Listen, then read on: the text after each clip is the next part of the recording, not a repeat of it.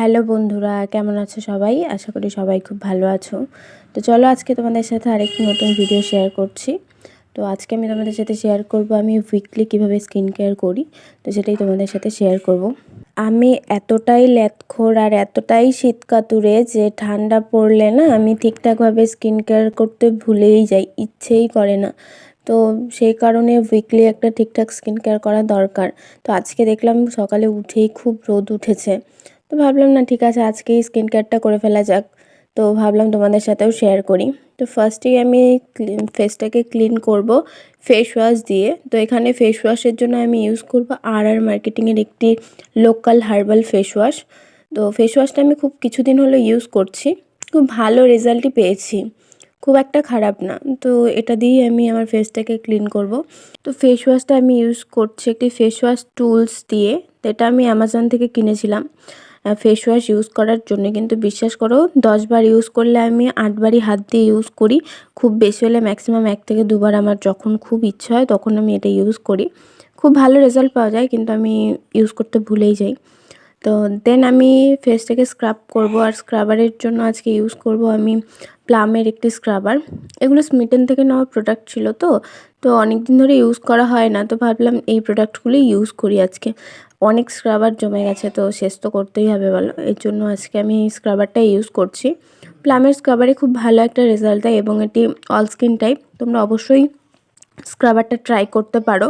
তো এটি vitamin C brighten up scrubber. তো ফেসের ব্রাইটনিং করতেও সাহায্য করে। তো তোমরা অবশ্যই স্ক্রাবারটা ইউজ করতে পারো।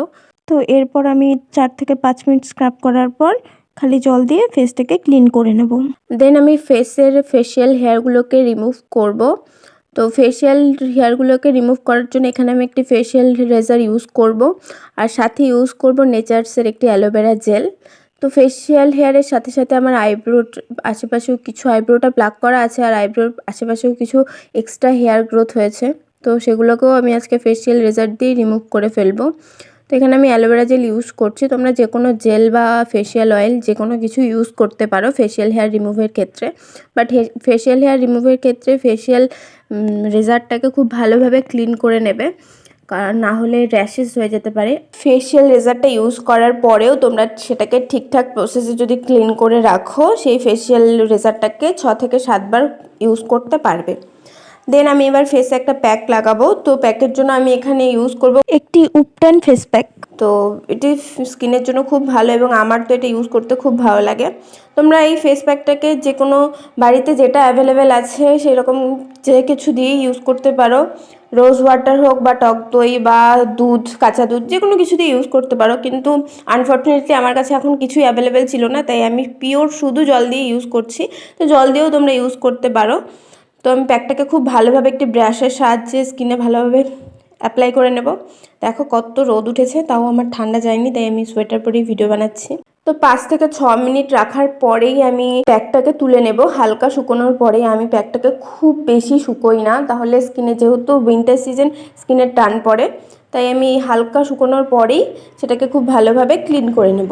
তো এবার আমি ফেসে ইউজ করব গুড ভাইবসের একটি টোনার।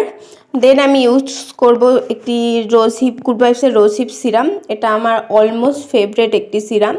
তো স্কিন কেয়ারের পরে খুব ভালোভাবে ফেসে toner, serum and moisturiser apply করবে, তাহলে স্কিনটা খুব ভালো থাকবে।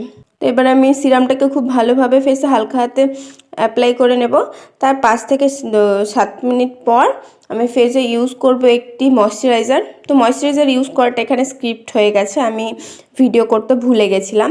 তো এখানে আমি ময়শ্চারাইজার হিসেবে ইউজ করছি ডট অ্যান্ড কির এই ময়শ্চারাইজারটা। তো এই ছিল আমার উইকলি স্কিন কেয়ার রুটিন। তোমরা অবশ্যই উইকে খুব ভালোভাবে একবার করে স্কিন কেয়ার করবে।